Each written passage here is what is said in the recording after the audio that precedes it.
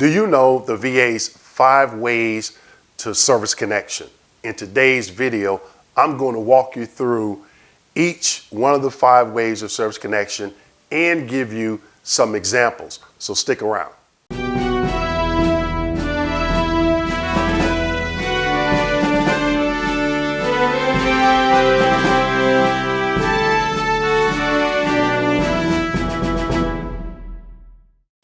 Hello and welcome back to my channel. My name is Dwayne Kimball, owner and founder of KMD89 VA Claims Consulting, United States Army veteran, and retired VA rating specialist. In today's video, I'm going to go through the VA's 5 ways to service connection. I talk to a lot of veterans and they'll say, hey, I filed this claim for this, or I filed this claim for that. And I'll ask, where does it fall under the 5 ways of service, the VA's 5 ways of service connection? And they'll say, what are you talking about? And I want to educate you on those 5 ways, so before you file that claim, you can ask yourself, well, it falls under this way of service connection. Do I meet that criteria? Okay? So let's go ahead and jump into it. Service connection number 1, pre-service aggravation.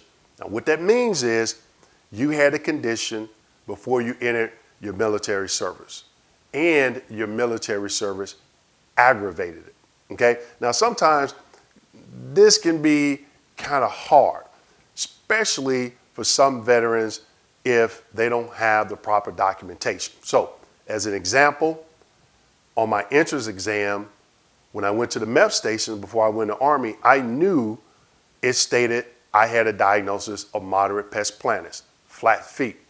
I filed a claim for pre-service aggravation.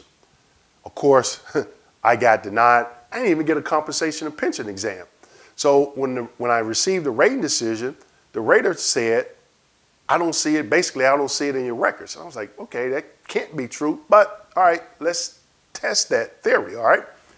I submitted a FOIA request, Privacy Act request, to get a copy of my VA claims folder. Now, I always encourage veterans, this is something you want to do, especially if you're trying to file a high-level review / appeal, but you definitely want to do this because you want full transparency as to what the VA is looking at. You want to see everything that they're looking at, okay? So they sent me the records.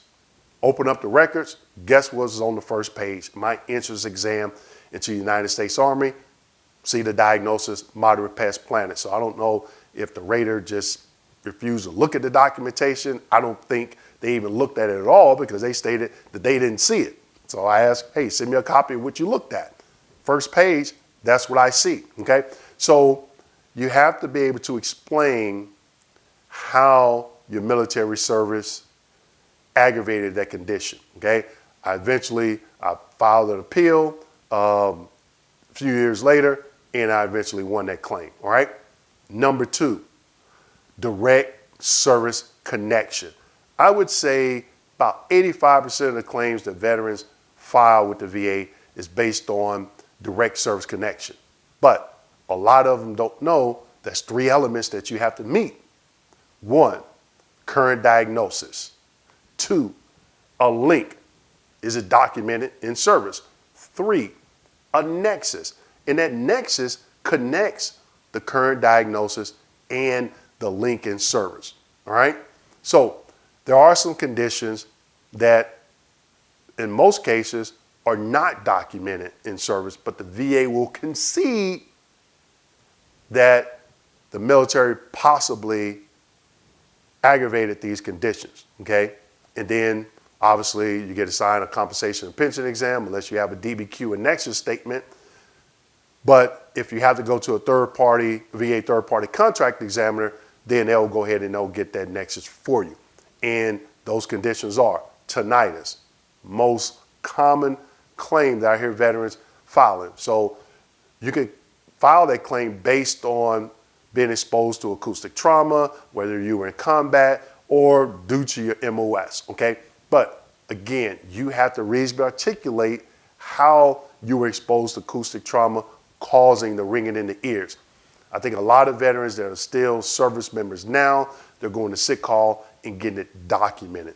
Another example is let's say you were awarded the parachute badge. You were a paratrooper, okay? And you got hurt on some jumps.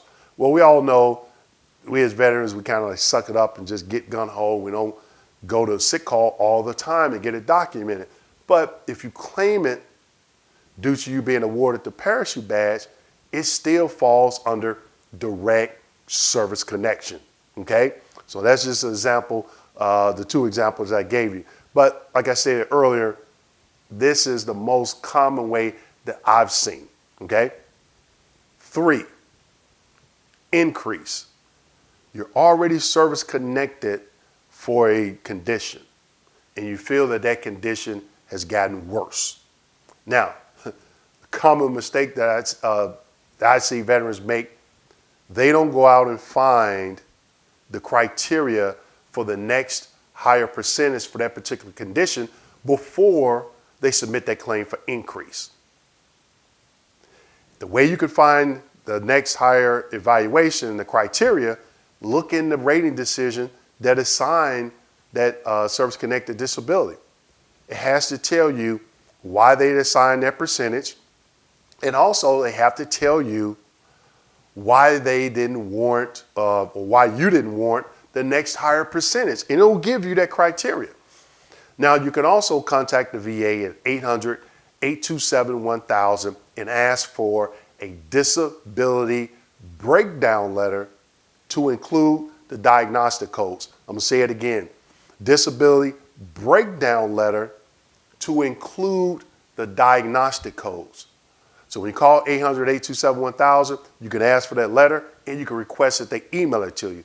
If the person don't want to email it to you, say thank you, hang up, call back, get somebody else and get that letter.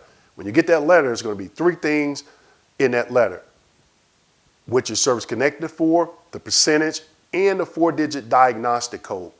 Google that diagnostic code. Go to the VA's website, look under the 38 CFR and find the VA's rating scheduler.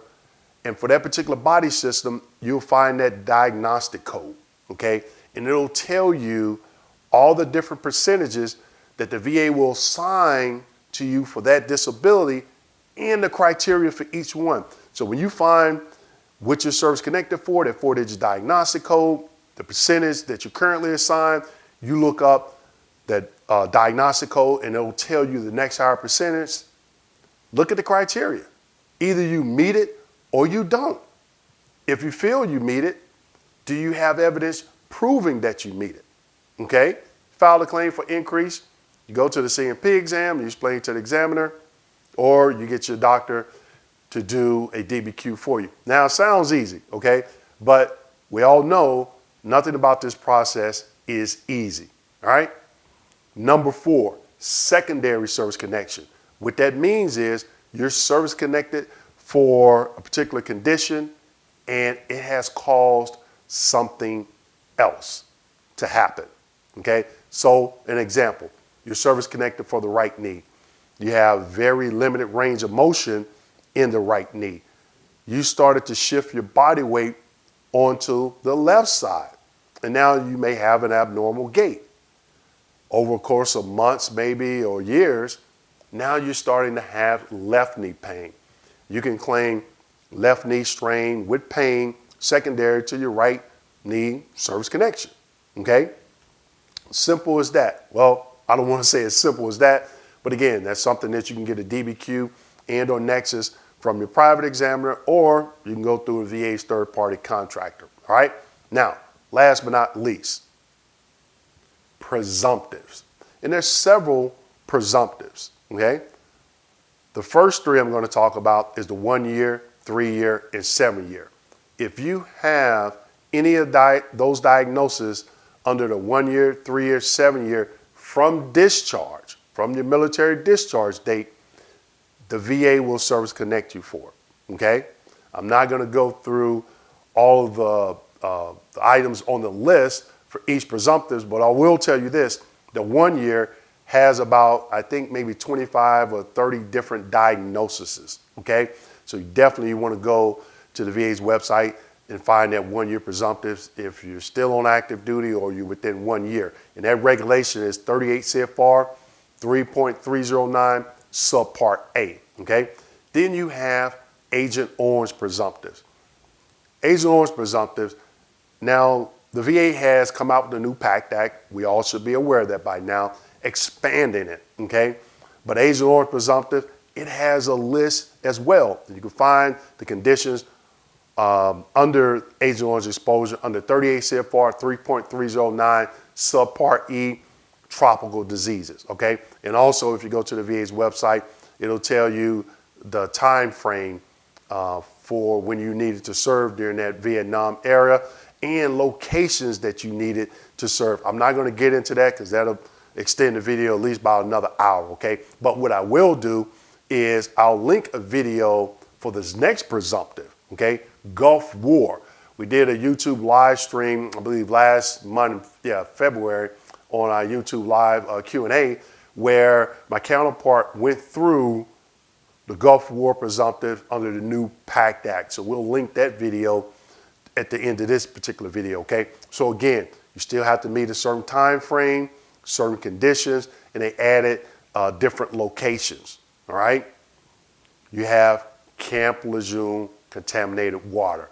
One of the huge mistakes that I see veterans make when it comes to this is they don't go to that VA's regulation to see what conditions are on that list. They'll say, hey, I was stationed at Camp Lejeune during this time period, and I was there for at least 30 days consecutive or non-consecutive, okay? And they'll claim a condition. The first thing that rater is going to do, what they should do is go to that 38 CFR and see if that diagnosis is on the list. If it's not, they're going to go through, well, again, they should go through your medical records. Were you treated in service for it? If the answer is no, it doesn't fall under any other way of service connection, they're going to deny that claim. But the biggest mistake veterans make is they do not go to the VA's website to see what they're claiming as it pertains to Camp Lejeune contaminated water, if that diagnosis is on that list, okay? So that's just a quick rundown of the 5 ways of service connection. Again, I always encourage veterans, go to the VA's website and look for this information. Another place that you can find it, look at the VA form 21-526EZ. It walks you through in detail, in more detail, what I just explained, okay? So with that being said, make sure you like, subscribe, hit that notification button, and don't forget to share this video with your fellow veterans. Thank you.